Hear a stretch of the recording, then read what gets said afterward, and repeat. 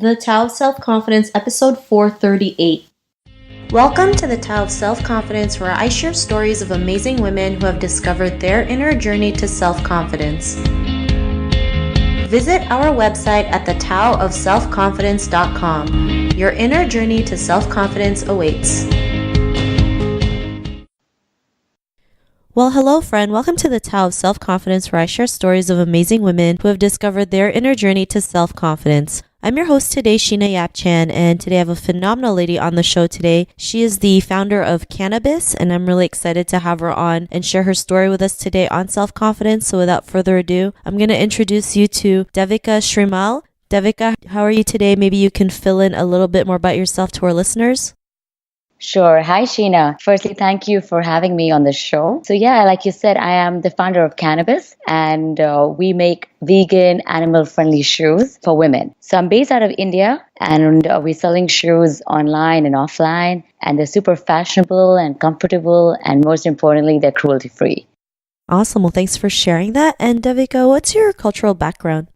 So I was born and raised here in Delhi in India, and then I studied in the UK. Then I lived and worked in London for about 9 years, and I did my MBA from the US. So it's been a mix of, experiences, having lived and worked and studied everywhere. But now I'm back in motherland, back in India. So yeah, that's wraps it up culturally.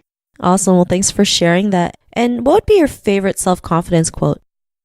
The one I like a lot is, if you think you can, you can. If you think you can't, you're right.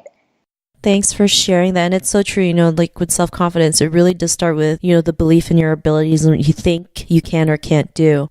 I believe what you start thinking, it does come to life. Just has to start with that belief. So thanks for sharing that quote. And in your own words, how would you define self-confidence?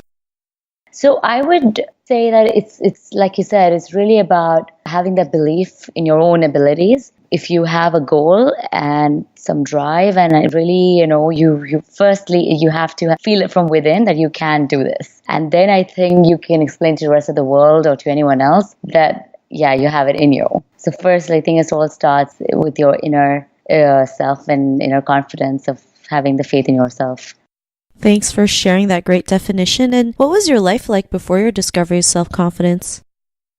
So to be honest, if I have to look back, I think I'm very fortunate. I grew up in a family where, everyone is an achiever in their own right. And so I think the environment was very supportive. I think I was born with that. I was brought up with that kind of culture in my family, and then all around me, I could see people who had a goal, who had the confidence to do things. So I think that obviously, helped a lot. It's like, I think I just inherited. And of course, then I think when you achieve one goal, and then that pushes you to achieve your next. So of course, through the journey, there have been highs and lows. And the important thing is when you are, down in the dumps, when you are feeling low, that's when you, pick yourself up again. And that's when that little self-confidence, you have to muster it all up and bring yourself back. Thanks for sharing that. And what was that moment in your life when you realized, especially starting your own business, especially starting a vegan footwear, what was that aha moment that made you decide to go out there and just do it?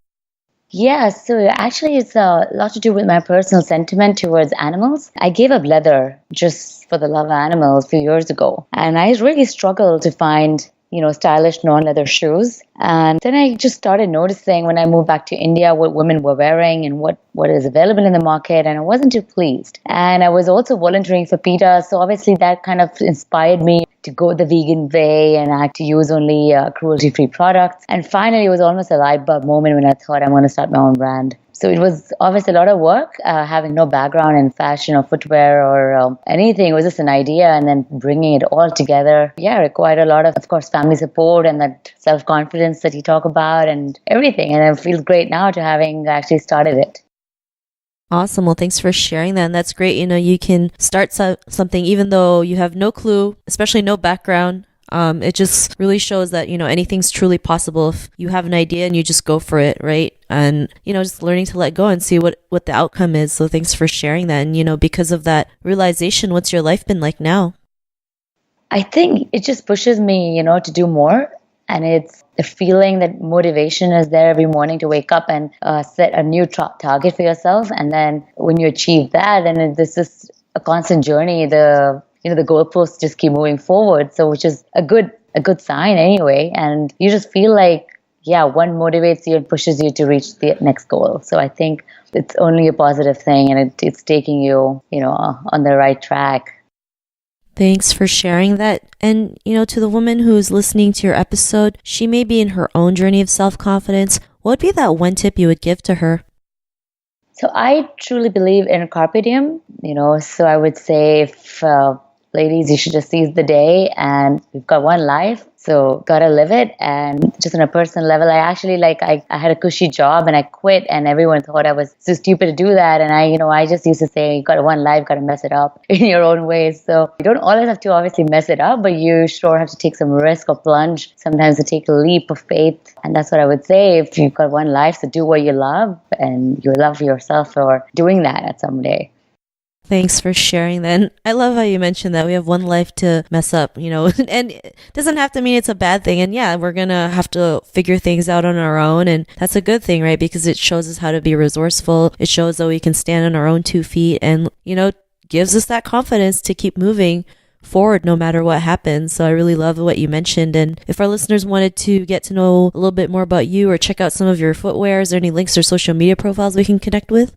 Oh, sure. So our website is www.kanabis.in. That's cannabis with a K, Kanabis. And we are very active on Facebook, Insta. Our handle is cannabis.in again. Awesome. Well, thanks for sharing that. And to our listeners, if you want to connect with Devika, you can also head on over to the taoofselfconfidence.com and search for Devika's name. Her show notes will pop up along with everything else we talked about. And I really just want to thank Devika for taking the time to share her story and tips with us on self-confidence. So thank you so much. Thank you. It's been a pleasure talking to you. Thank you so much. Not a problem. It was really great having you on the show. And to our listeners, be on the lookout for another new episode of another amazing woman's journey to self-confidence. And we'll talk to you soon. Bye for now. Thank you for tuning in to another amazing episode of The Tao of Self-Confidence. Get your free audiobook by visiting our website at thetaoofselfconfidence.com. Your inner journey to self-confidence awaits.